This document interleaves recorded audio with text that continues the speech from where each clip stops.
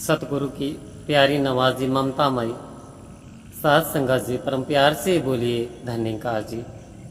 आओ संत महात्माओं, बरसात के समय में जिस प्रकार से एक हल्की बारिश पड़ने से ही तालाब भर जाते हैं और ज़्यादा समय नहीं लगता कि वो उफन भी आते हैं।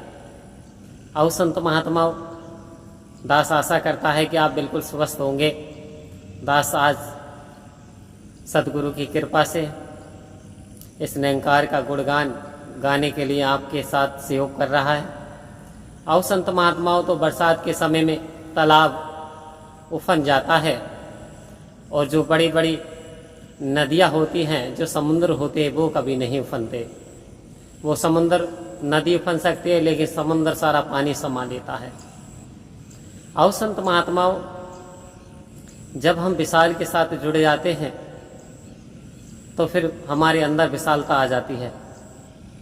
और यदि हम विशाल के साथ नहीं जुड़ते, हम तालाब के साथ जुड़ते, यानी कहने का तात्पर्य हमारी छोटी सोच होती है, तो वास्तव में हमारे अंदर से अपनी प्रशंसा, अपनी तारीफ, दूसरों को गिराने वाली भावना, क्योंकि अब हमने अपने आप को पूर्ण समझ लेते हैं, क्योंकि अधगत गगरी छलकत जाए। आओ संत महात्माओं, इसलिए हमें संग भी करना है तो पक्के का करना है, हमें संग भी करना है तो इस निरंकार का करना है, सतगुरु का करना है, क्योंकि ये विशाल होते हैं और विशालता में सारी चीज़ समाहित चली जाती है।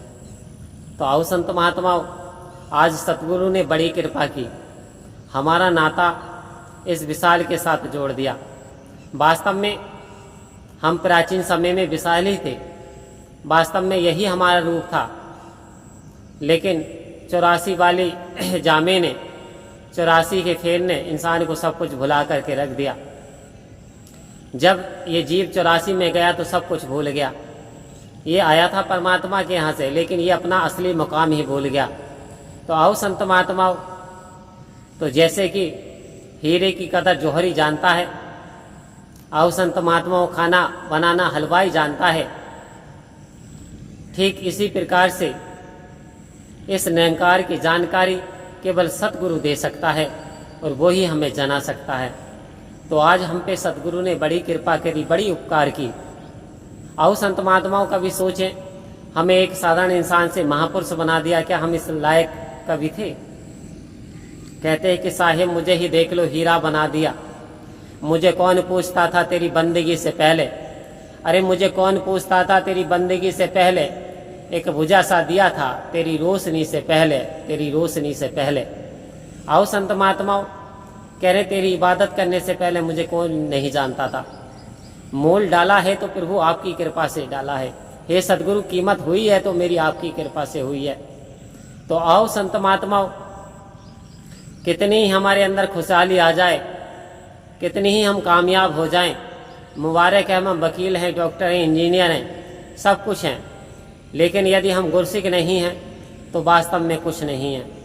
हमें सबसे पहले गुरसिक बनना है। गुरसिक जो गुरु की सिखलाई पे चलता हो, जो कि गुरु के कहने के अनुसार कार्य करता हो, जो कि मनमत को छोड़ दे और गुरुमत को धारण कर ले, तो वही गुरसिक कहलाता है। तो आओ संत महात्मा, आज सदगुरु माता सुदीक्षा जी यही चाह रही हैं कि प्रत्येक खोपड़ी खोपड़ी तक ये संदेश पहुँचे कि आओ आज इस निरंकार पाए ब्रह्म परमात्मा के दीदार दर्शन कराए ये जा रहे हैं, इस आत्मा का कल्याण किया जा रहा है। सतगुरु माता सुदीक्षा सविंदर हरदेव सिंह जी महाराज जी आज ये कार्य कर रहे हैं। तो सभी बढ़ चढ़ करके इस सत्य के संदेश में हिस्सा लेते हुए अपने जीवन का कल्याण करें। इस आत्मा का कल्याण बहुत जरूरी है।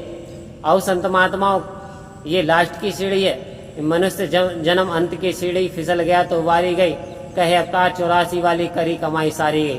कह रहे जो तूने 84 में जितनी कमाई पुण्य कमाया था वो सब कुछ चला जाएगा। यदि अब नहीं संभले तो कभी नहीं संभलोगे। तो आओ संत महात्माओं, ये समय का जागने का समय है कि उठ जाग मुसाफिर भोर भाई, अब रहन कहाँ जो सोबत है, जो सोबत है वो खोबत है, जो जागत है वो पावत है। आओ संत महात्माओं, चेतनता की जरूरत है, जागने की जरूरत है। सतगुरु की कृपा से हमें इस मालिक को पहचानने की आवश्यकता है, वरना गया समय फिर हाथ ना आए, अंत काल पछताएगा। धर्मराज ने यम जो भेजे, नैनो नीर बहाएगा। फिर नैनो से नीर बहाए कुछ नहीं होने वाला संत महात्माओं। इसलिए समय है, समय रहते हुए हम इस निरंकार की प्राप्ति कर लें तो वास्तव में हमारे जीवन का कल्याण हो जाएगा। परम प्यार से बोलिए धन्यकार जी।